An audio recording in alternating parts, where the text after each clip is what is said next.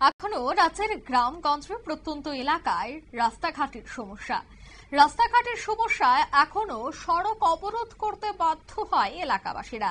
ঠিক একই ছবি ধরা পড়ল আমবাসা মহকুমা নাইল্লাহা বাড়ি এলাকার রাইপাশা গ্রামের বাসিন্দা রাস্তা অবরোধে শামিল হয়। তারা জাতীয় সড়ক অবরোধে অংশগ্রহণ করেন। অবরোধকারীরা জানাচ্ছেন যে এই নাইলাহা বাড়ির রায়পাশা গ্রামের রাস্তাটি দীর্ঘদিন ধরেই বেহাল অবস্থায় পরিণত হয়ে আছে।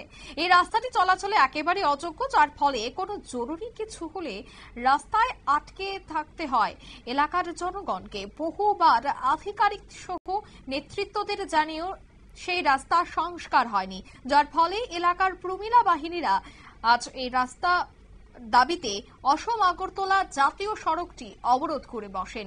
কি বলছেন তারা শোনাবো। রাত লাগবো তাহলে তো এটাই ঠিক করছে, আমরা কখনো কিচ্ছু হয় না।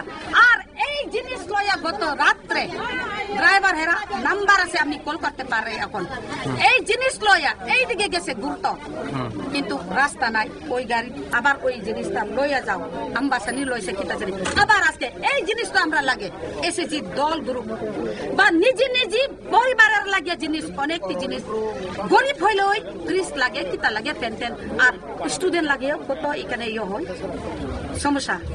এই তো বৃষ্টি আইলে কিরকম জল আছে একদম ছড়ার উপরে। আবার মায়া পোলা স্টুডেন্ট হেরারে স্কুল যাও, স্কুল কোন কোন জায়গাতে লাল ছুরি আছে, খোলা আছে, যে কোনো হোক স্কুল। এই রাস্তা সারা ওই দিকে মানে আপনারা শুনলেন তাদের এই বক্তব্য। রাস্তা সংস্কারের দাবি তারা আজ জানান। চূড়ান্ত ভোগান্তির শিকার তারা।